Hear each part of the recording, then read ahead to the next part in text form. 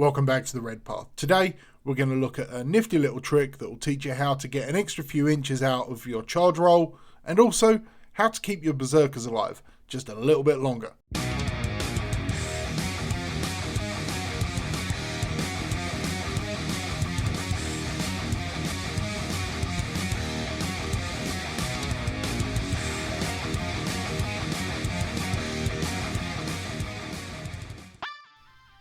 One common issue we often face as World Eaters players is the vulnerability of our berserkers.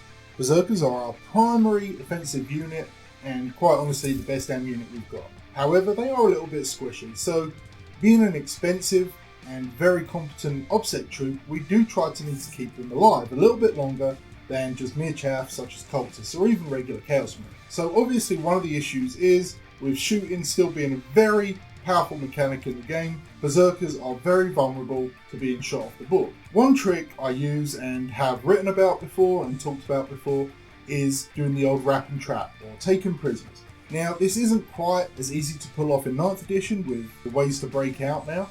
However, we can couple that with the ability to slingshot using our additional pile in and consolidate. But if we take a look at the scenario in front of us, we've got our squad of 5 berserkers here, squad of Bullgrin with their brute shields or whichever one it is that gives them the 4-up invul, and we have a officer of the fleet over here outside of 12 inches. The Bullgrin are sitting here just outside 2 inches, so it's a guaranteed charge. We're fairly confident with a couple of CP spent that we can annihilate the Bullgrin in one round of combat. That's no problem. However, under normal circumstances, once we've annihilated them, we'd be vulnerable to being shot and destroyed, and that's 90 points gone. You know, it's a fair trade, but we want to trade up even better. So let's try and keep them safe a little bit. So we know we've got a guaranteed charge here, and we can almost certainly annihilate the Bullgrin in one round of combat. So let's roll and see what charge we get, and we'll go into the first phase of how we can kind of get the most from the charge phase. So we actually rolled a 10 there. I didn't cheat, I've got no reason to. But I just wanted to get something over about 5. So we rolled a 10. So as you can see, rules as written, we have to obviously end our movement, our charge move within engagement range. Now all that means is the unit has to be within engagement range of the target unit of the charge, which is the Bullgrin. So to do that, we're going to move this berserker here, and we know we've got 10 inches, so we've got 5 over here, and we're just going to swing around here. That's about 6.5, 7 inches. We're going to follow suit with the rest of them. So right here, we're within engagement range. We are in squad coherency. We've remained under the 10 inches of movement, and we're actually, you'll see now, just over 4 inches away from the officer of the fleet. Obviously, we're not going to be able to fight him, but that'll become obvious shortly.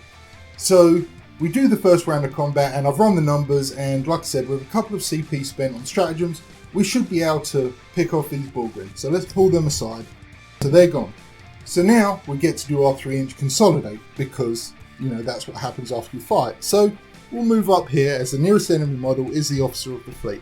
Again, remaining within squad coherency, we've moved our 3 inches. Now one of the biggest changes in 9th edition was to the fight phase and the charge phase, and some little things changed in how we can move and how we declare our charges and things like that.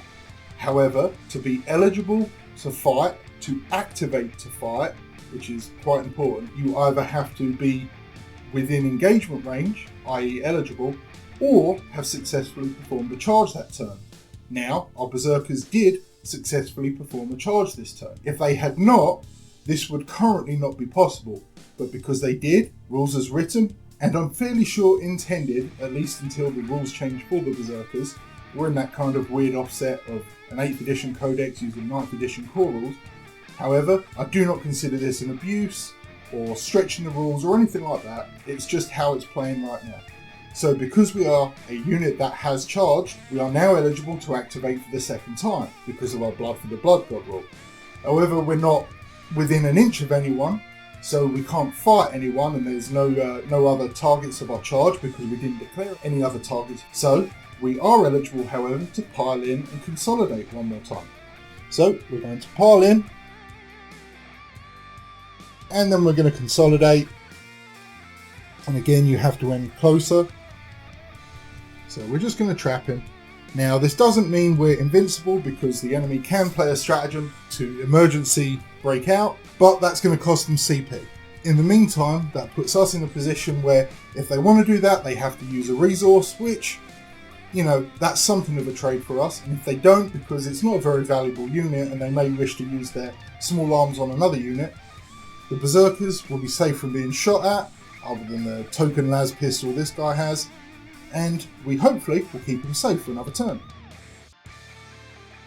Understanding the minute details of the charge and fight phases is absolutely critical for us as World Eaters players. I honestly think that most of us enjoy this army because they are surprisingly cerebral. Most people look at World Eaters and think, okay, they'll just roll down the centre of the board and charge, which, you know, is partially true. However, there is a vast gulf in skill level required between shooting and combat. Most top level lists generally maximise both ranged and close combat, utilising units that do both well, while simultaneously exploiting speed and durability. As talked about previously, we can do most things well, but not all of them at the same time. But we can almost always dominate the fight phase.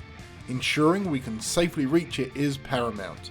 A 90-point squad of Berserkers that trades evenly is acceptable. A 90-point squad of Berserkers that trades evenly for 3 rounds, however, is 3 times as efficient and much more valuable to us.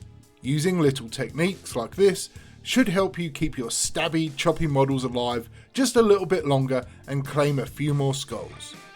Alright, let me know in the comments what you think about this sort of format.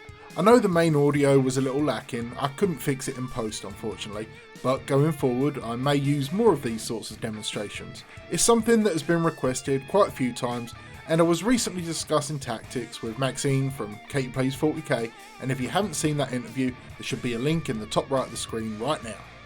And, well, she brought up the idea again, so I figured I'd give it a shot.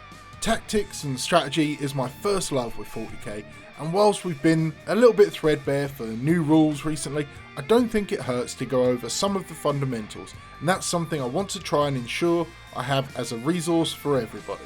If you have any suggestions for improving the setup, at least suggestions that don't need me to spend a whole bunch of money right now, or, you know, tips and tricks you'd like to see explained visually, let me know down below in the comments. Alright, that wraps it up for this one. Have a good one, and stay healthy, stay safe, and kill main burn.